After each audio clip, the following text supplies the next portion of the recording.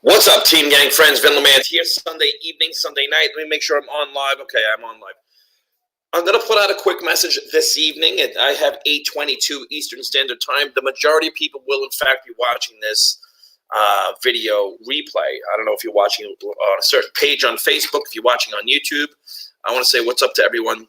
And I do want to say Happy New Year. I have a question like, when do we stop saying Happy New Year? I think we're 5 or 6 days into the new year, and we're still saying it. So hey, what's going on? Hey, Erica, you can go up to the top of the post and click the link so I can see you. I can put it out there. We can see your face when I share the comments. So I'd like to say hello. So to all the folks out there, what's up? Happy New Year. We all have these plans for the new year, right? I know I certainly do. You certainly do. We all do. We all want better things in our life. We want to have be better emotionally, physically, spiritually, financially. We just want to be happy. And in business, I think I titled this, let's either make America debt-free again or debt-free America. And it's something like behind the closed doors. Society and the media and the schooling system, the education system really teaches us this is something we don't speak about at the dinner table. But there's a lot of people that are looking for answers to their struggles. When you look at the program that's in front of us that we've been taught to do, go to school, get a safe, secure job with pension and benefits. Invest for the long term, invest in a diversified portfolio of mutual funds, 401k plans. And then, you're supposed to save money, get in and out of debt, buy a home, which is a liability, not an asset. We're taught that that's the greatest investment, the biggest investment of our lifetime. But who are we taught that by? So, part of our program is like a financial education. Hey, how's it going? What do you say? And financial education to really get people to understand the difference between assets and liabilities. And it's very, very simple. Because so many people, the poor and middle class buy liabilities and the rich buy assets. And that's really the difference. And it's the mindset, the skill set. See, the wealthy do not, and I learned this over the course of time. I didn't learn this growing up. I grew up with mom and dad, and they come from poor families, basically, and they subscribe to that. And they are, in fact, baby boomers. Baby boomers have a very different mindset, and they pass it down to the Generation X, and then we pass it to the millennials and the kids now. I don't even know what we call them. But that's not working for people right now. And this is why there's a lot of strife and a lot of struggles people are having out there. But what we want to really focus on, especially in 2020, is debt-free America, making America debt-free again. And this is why we utilize the internet. This is why we're utilizing, because you can utilize it for anything. I mean, let's face it, Facebook is free, Instagram, LinkedIn, all of these things are free. And right now people need to make a change because the future is guaranteed to no one, and the system that we've been following doesn't work. I mean, that's actually been proven that it doesn't work to get people free. It's a Sunday evening right now. People are, what I'm really excited about, though, on a side note, is the kids are going back to school tomorrow after their vacation. And it's, we love them dearly, and good for them. They had a great vacation. But at the same time, it's like, isn't it funny, though, as we get a little older, it's like, wow, we'll have time to just chill out and clean the house and stuff, right? But on Sunday nights, a lot of people, and this happened for me, maybe you can relate to this, over the years, right? When I was in school, I hated Sunday nights, because Sunday nights was like friggin' Monday tomorrow, and then Monday's going to come up. You got to get up early. You got to get ready. You had to go to school. You had to raise your hand to go to the bathroom. You had your different classes. I used to enjoy lunch and gym. Those are my two favorite things. They just were to do. And you watched the clock. I remember just watching the clock. 3 o'clock, we got out of school. We went home. We did some homework, or we were supposed to. We maybe had some time to play with our friends. Then we had some dinner. Maybe played a little bit after as you got older. And then we went to bed and did the same thing again. And it was Tuesday. Tuesdays kind of still sucked, but they weren't as bad as Mondays. And then Tuesday we did the same thing. We got up early and, we went to school, did our day, did our thing. And then Wednesdays came around. We call it hump day. People still today call it hump day. We're just getting over the hump, as if it's this thing, this chore that we have to go through, right? And so they're just getting over the hump. And then Thursdays. Now, Thursdays, it's starting to get really good with the Thursdays. Starting to get pretty excited about Thursday. It's definitely better than Wednesday. Beats the crap out of Tuesday and blows away Monday. Thursday, we're that close. It's a Thursday. And as we got older, like Thursday night would start to be a party night. We can kind of go out. We can deal with Friday after, right? But when Friday comes, it's like, this is incredible. I mean, it's amazing. Friday comes, all day you kind of got a little pep in your step. It's amazing. You know, the next day we're off. And this was my life as a child, probably yours, probably it's everybody's, right? And then, when I grew up, it was like Dukes of Hazzard at night. It was like awesome. Friday night. Saturday morning was the cartoons. How awesome were the cartoons on Saturday morning? Right? We did a Saturday, we outplayed all day, did our thing. And Saturday night was incredible because it was this big night. Friday night was great. Saturday night was great. And then Sunday came around. Now, Sundays were always great. We had our Sundays, but at least me, in the back of my mind, I'm like, that freaking Sunday. I know tomorrow's Monday. We're not even going to think about it. We're going to put it out, and then we're not going to think about it. But Sunday, then at night, Sunday came that night again. I'm like, damn it, tomorrow's Monday. And then Monday morning we would start again, and bang, there's the alarm clock, and it would start again.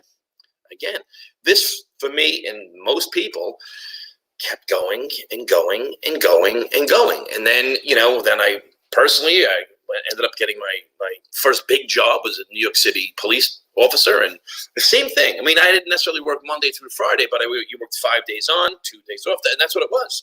And it would be like, damn, I got to go to work. And we enjoy our work. I know we're actually conditioned to say that we loved it.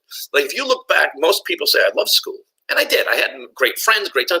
But would you want to do all that again? I mean, go through it and the homework and all this stuff. People say, I would love to do it again. Yeah, talk to me after 3 weeks of doing it. Same thing happened with the work in the work week.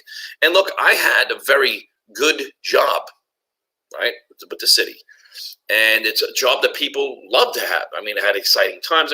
But when you speak about the math, and this is what I'm getting at, when you speak about the math didn't work. The last generations for that math to really work was like my dad's generation. He's actually from the silent generation prior to the baby boomers. That's the age of my dad. And I think they were able to, like if you look at my dad's home that I grew up in, bought it for $40,000, valued at close to $800,000 now, right? And if you look at the proportion to his income, so his income was about $15,000, and the house was purchased for $40,000. All right, so it was a little bit more than, it was about 40% of his income, approximately, maybe exactly about 40% of his income. Right now, to buy that same home, and he was a city worker, right? He worked for the Department of Sanitation of New York, and a great job, same salary as a police officer, firefighter, same thing. But to get into that same home this day and age, you'd have to have a salary, a city worker. They're not paying a city worker like $350,000. See, and it's not just the homes, it's the cars, it's the food, it's the gas, the tolls, all clothing, the extras, all of these different things. And people more and more now are just pretending that it's okay, right? People just say, no, it's all right. They're just, and this is why people are like pushing back from it and not even speaking about this. And it's a challenge for a lot of people. And this is why this space, this network marketing industry, all right? So now, I don't know where you're watching this, you're probably on our Team Freedom page. It's a private group, it's a secret group. I think I'm also on my business page as well as on YouTube. But I've been involved in network marketing for 12 years. And we've had, Jen and I have gone to the top of multiple companies' compensation plans, all right? We rank advanced at the top level of several companies, okay? And it came with a lot of hard work, a lot of reading, a lot of personal development, a lot of, learning, all right? Learning how to do a lot of different things. And over the years, you learn from, you learn, right? You learn from what to do, what not to do, you learn what to do from people, by a lot of mentors, also what not to do, and to recognize certain things. And so you've got to have systems in place, particularly now more than ever. And right now that we have a system with our company, with the company, it's literally, and this is why so many people are looking for this. All right, what they're looking for is an educational system. All right, and like the reason I'm saying this, and the reason I'm going on this with this topic, is because I was just reading this book, Business School. Now, this is from Robert Kiyosaki, right? Now, Robert Kiyosaki, for those folks that don't know, he wrote a book called Rich Dad, Poor Dad. You may have heard of it. In 1996, he was on Oprah. Winfrey. It happened with the Oprah effect for him and his business. Okay, so in 1996. He wrote a book and put it out there, and he said that your home is a liability, not an asset. And his way of looking at things at the time, still to this day, he got a lot of people opposing his opinions at the time. Now, this book was Rich Dad, Poor Dad. His next book was The Cash Flow Quadrant, and in that cash flow quadrant, this is what the quadrant looks like. All right, the employee, the small business owner and specialist, or the big business owner and investor, like people in Shark Tank, right? And so he differentiates the two, and he speaks about this. He ended up writing this book. Now, back then, he also so that was in 1996. Now, 10 years later, prior to the mortgage crisis, he was on Wolf Blitzer. He was on CNN. He was on a lot of Fox News. He was on a lot of business channels predicting that there'd be a mortgage crisis, that this is a big bubble. And people actually, you can YouTube this or look it up. People said, oh, Robert, say it isn't true. He had people arguing with him. He said that Bear Stearns is going to need a bailout, and AIG is going to need to be bailed out. People are defaulting on loans. He spoke about all these, and everyone said he was crazy, right? It's never going to happen. Our home is an asset. It's not a liability. He's like, it's a liability. It's not an asset. And most people are taught this, right? We've all taught, invest in a home, pay your mortgage, right? And do these things. No one looks at the amortization schedule. This is what we're teaching more so in 2020 in our business school, because this is really important. This has people strapped out, right? And this is why the wealthy, like people like Grant Cardone, Robert Kiyosaki, Gary Vaynerchuk, and so many others are speaking this same language of it's a liability and not an asset. And you need to start a business. You have to have a simultaneously thing going. If you have a good job, a good, safe, secure job, and that's great. Now, by the way, a safe, secure job is somewhat of an obsolete idea. It's really not safe. I mean, even where I live in my neighborhood, it's a nice, really great neighborhood, affluent neighborhood with great people who I was with last night. We had a lot of fun, played Hold'em, great guys. So many of these highly educated people with high-paying jobs have been laid off and are looking for different jobs. Or even the last 3 years, good friends of mine have switched careers, and it's happening. This is not going to stop. Did you know that Uber pays multiple billions of dollars a year trying to innovate a way to get rid of their drivers? All right, that's now, and a century ago, Henry Ford was doing the same thing. He created the assembly line to ultimately make it more feasible for to pay less employees. Right, that's what he did. More production, and they all did this. Carnegie did the same thing. Andrew Carnegie did the same thing. Always looking to innovate to get rid of their employees. Employees are a liability. All right, and this is why there's innovation that causes major disruption. And the root word of crisis in China, in the Far East, crisis actually translates into opportunity. So it really depends on how you look at this, right? So when there's a major innovation and disruption, there's major crisis or opportunity. So it really depends on how you look at it. A lot of people say that right now in the world there's a lot of crisis, but there's another group that says there's a lot of opportunity. And what's happening is, if you haven't noticed this, how many 22-year-old multi-millionaires you have to see? There are billionaires now that are under 30 years old. And we have, Josh Wagle, the CEO and founder of this company. He's under 30 years old. I mean, look at these, listen to these numbers, all right? And he's put together a system. This is why we can focus on the business training and the skill sets and learning the marketing skills, the leadership skills, the social media skills, the sales training, all the things you need to do to create a large business. We can focus on that because Josh Wagle put together a system, a company, all this stuff. It's radical. I mean, when you look at a company that did over $100 million, okay, in less than 5 years and stayed debt-free and then doubled again. So in 2017, they did a little under $10 million for the year. In 2018, they did a little under 10 million a month. So they 10x'd it. They doubled that again in 2019, and this will continue to flow because, look, it's on the same direction as what's going on in the economy. And look, you can tell me all day long that the economy is great. For who? It doesn't matter. It only matters to big investors that have investments that pay dividends, which is cash flowing assets. All right. So it doesn't matter if to invest for capital gains and buy a stock for $25,000 worth of a stock, and even if it doubles and you have make 25,000, what are you going to do with 25,000? It's one time. Then you have to pay tax on those and reinvest. If you ever watched the movie Wolf of Wall Street, that's the whole point of Wall Street. Now, I have very good friends that have worked in Wall Street. Most of them have been put out of business because, again, they call it the machines. The machines took over down in Wall Street. They took over. So now, if you go to the floor of the stock exchange, it's empty. Ask anyone who's worked down there. Now, I also have friends that still work there and still do extremely well. But what I'm getting at is that's investing for capital gains. This business is there's no investment. It's an investment of your time, which is blended into our busy life anyway.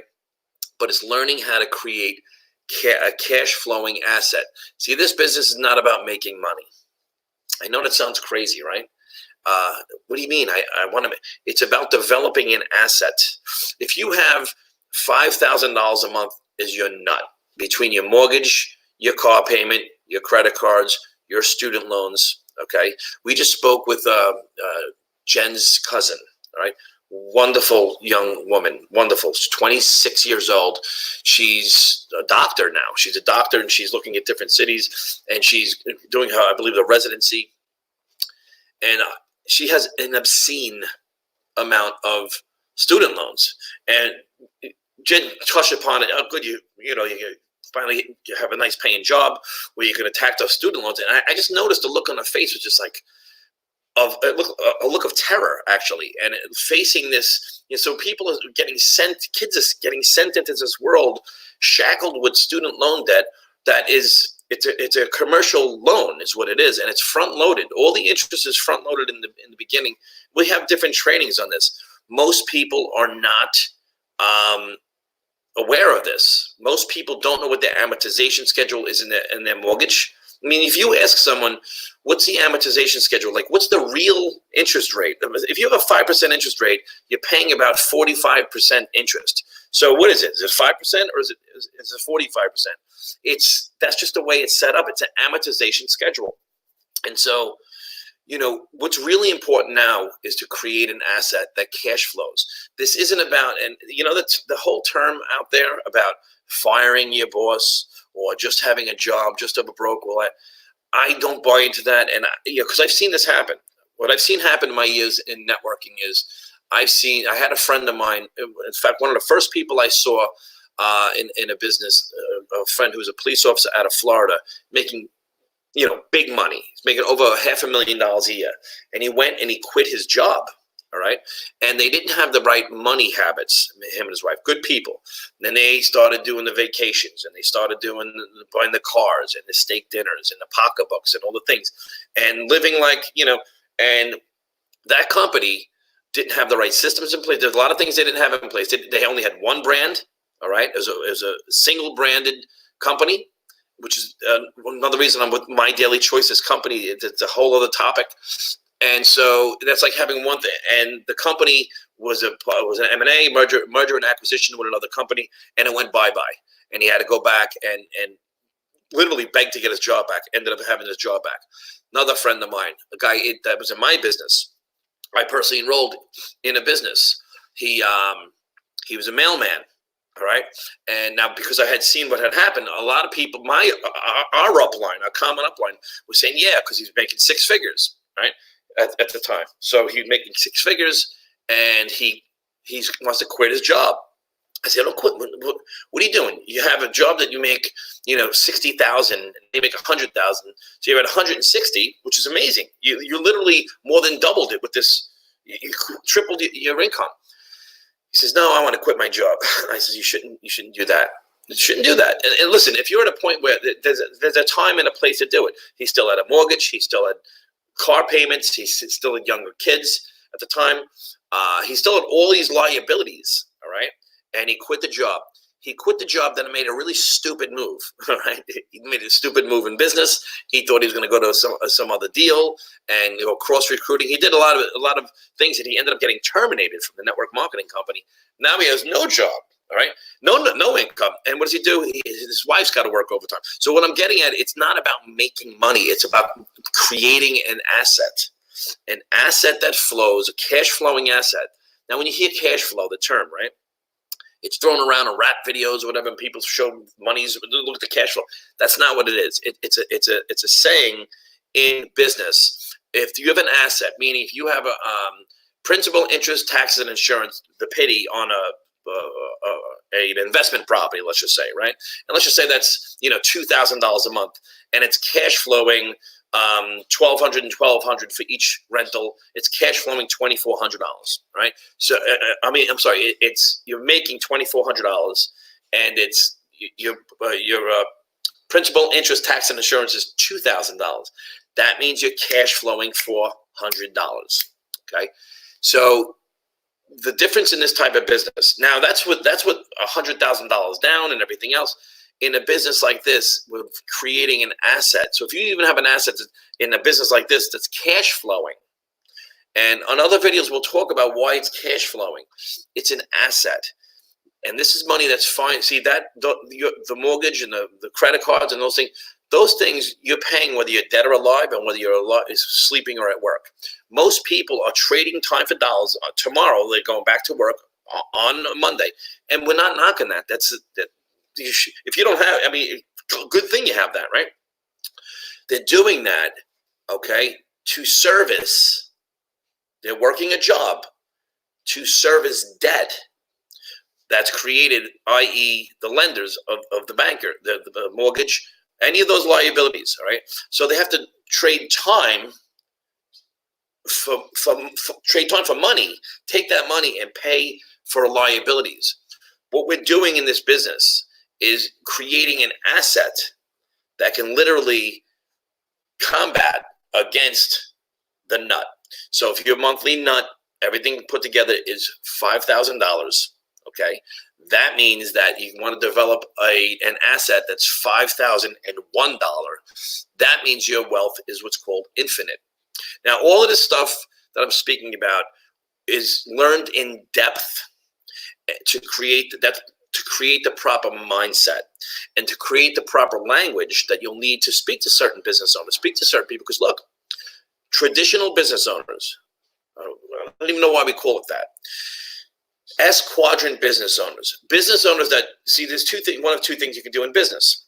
And what's great about this business, all right, is there's no overhead, right? There's no way to go out of business.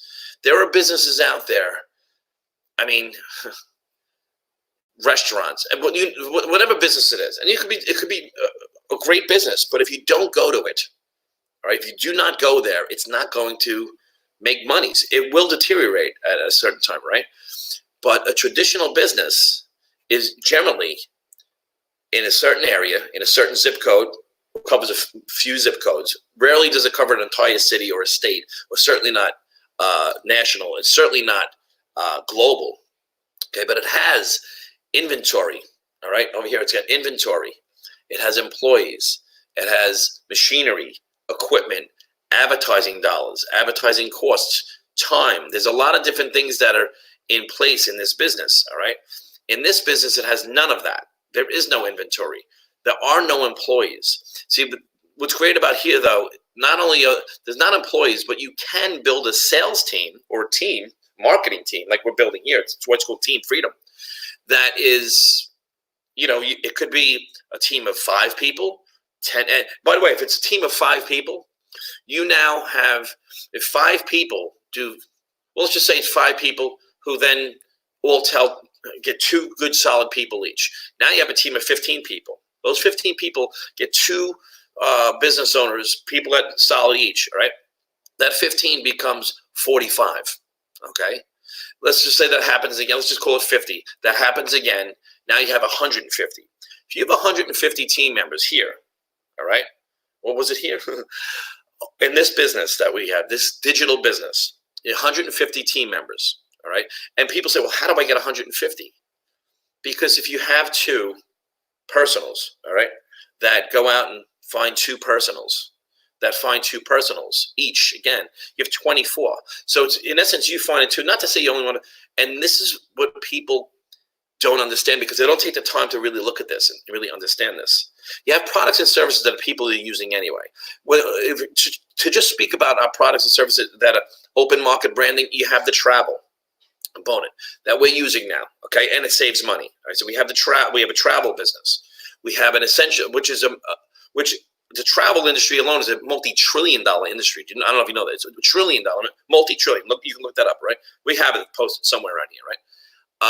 Essential oils. There are companies that are billion-dollar companies with essential oils. All right. The CBD hemp cannabis space, the growth here is a complete. It's skyrocketing, and it will continue to skyrocket. Okay, because CBD, hemp, cannabis. I mean, I'm not going to go on the rant about this now, but we're talking about an industry just in CBD alone that closed out 2018 at 500 million with an M. Yahoo Finance and many others are saying that by the year 29 or 2030, it's going to be a $75 billion industry. All right, so from 500 million to 75. You know how much growth there is there with that, and that's just with CBD oil. On a side note, our company is the #1 supplier of CBD in the United States. All right, provider of CBD. That's enormous. All right, so there's that brand. There's the nutritional spray brand. There's a hair care brand. All of these, I mean, there are companies that are multi-billion-dollar industries just in hair. So we have those products. The coffee industry. We have the coffee. So we have all these different brands, okay? And they're all consumable. Every one of those is consumable, right? So besides the travel, but the travel is digital. We have zero inventory, zero overhead, zero employees. Okay, it's global. We have no headaches of traditional business. We don't touch anyone else's product, direct to consumer. See, the internet is here in place. It's underused by most people. Some people are, I mean, there's people out there that they're taking things, there's people with eBay businesses that are making, six figures, multiple six figures, seven figures, selling things online. All right. So we know it works. If social media is disrupting governments, then you could build a business here, right? You could sell stuff here, right? But you need the education to do it, and this is free. We have a system. If anyone has seen the systems that are in place right now, we have over 50. I think it just doubled. We have over 20 personal websites that are free that we use to share and share properly. So I just wanted to get some content on the page about why assets are the things that people need. They don't need to make more money. They need to develop assets. And this is what this company is all about. We have a debt-free company that has everything in place for the newest person, okay? And this is what's exciting. So I started this by saying we've been doing this for 12 years. And, Robert Hollis, who's our team sponsor, my personal friend and sponsor, has made, this is all documented, over $53 million. Maybe probably more now because he's made over $1 million with this company already. He's been in the space for 33 years, all right? Why is he here? Why is a man like Todd Falcone involved with this company? Why is a man like Les Brown involved with this company? Why are there, some of the biggest names in internet and affiliate marketing involved in this company? Why is it? Because it's a hybrid of affiliate marketing, network marketing, and online marketing, all kind of combined, because the CEO is this brilliant savant under 30 years old that understands how to communicate on social platforms, understands what the newest, most inexperienced person needs. He understands this. This isn't like some startup company where we're trying to kind of put it together. The company being debt-free, I can't begin to say what that really means. Companies go under because of debt. Families are going under because of debt. The only way out of debt is to have something that can fight the debt, that is not attached to a heartbeat or your feet walking, or what. It's not attached to the model of trading time for money. It's so challenging for people to have a job to pay off a mortgage. It's actually it's mathematically impossible unless you stay in that house for 30 years and you spend you double down. I mean, if you have a $400,000 mortgage, you're going to pay about $700,000 to have that paid off. Literally, get a mortgage calculator and look at the numbers. That's just the amortization schedule. People refinance, they redo this, it's a cycle that no one speaks about, particularly on a Sunday night, because right now most people are watching the Golden Globes. And I heard there was a great opening scene there that I'm actually interested in seeing, right? So this is something that's really important. And this message, by the way, I like using this message because, one, it's true, it's real, it applies to most people, and people are getting sick and tired of it. People are getting sick and tired of, of the rat race. I was sick and look, I had the safe, secure job with pensions, a better job than 90% of the people that have jobs. With the New York City police officer, New York City firefighter. I mean, that's a good, solid job, right?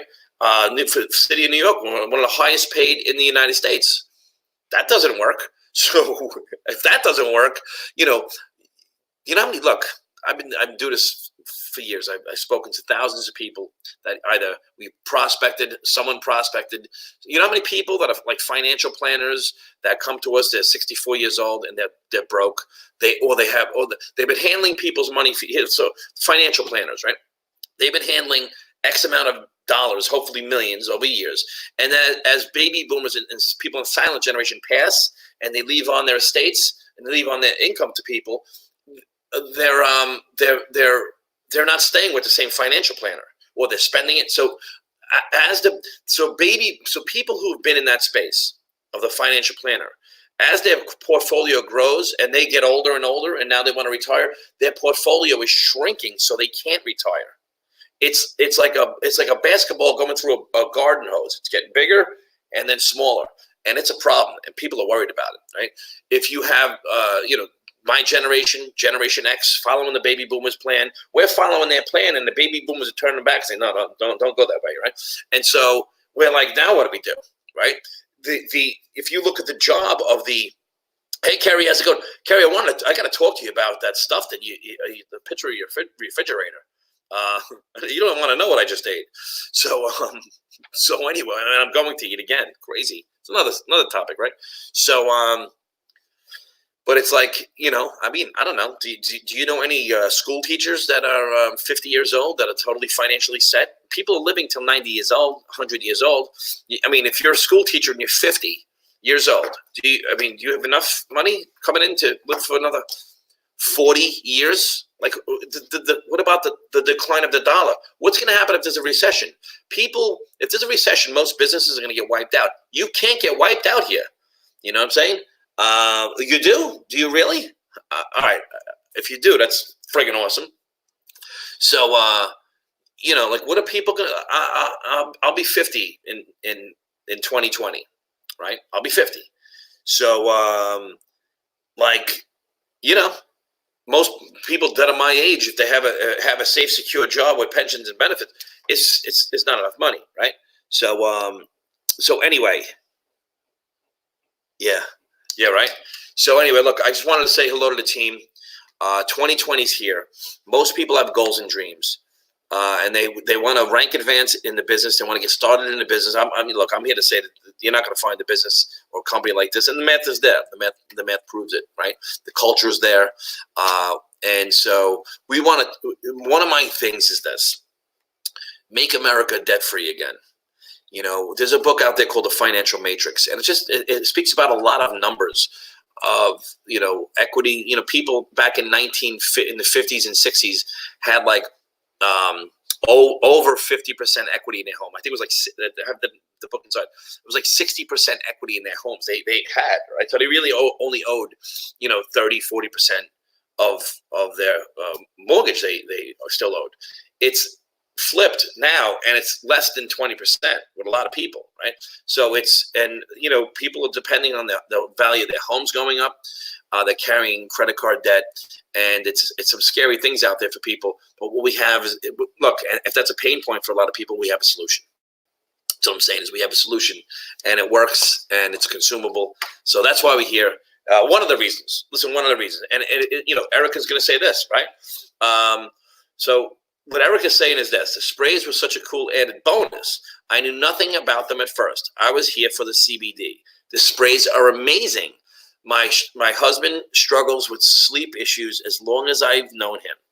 It's a 15-minute fix. Sleep spray for the win. All right. Can't wait to try some of the others.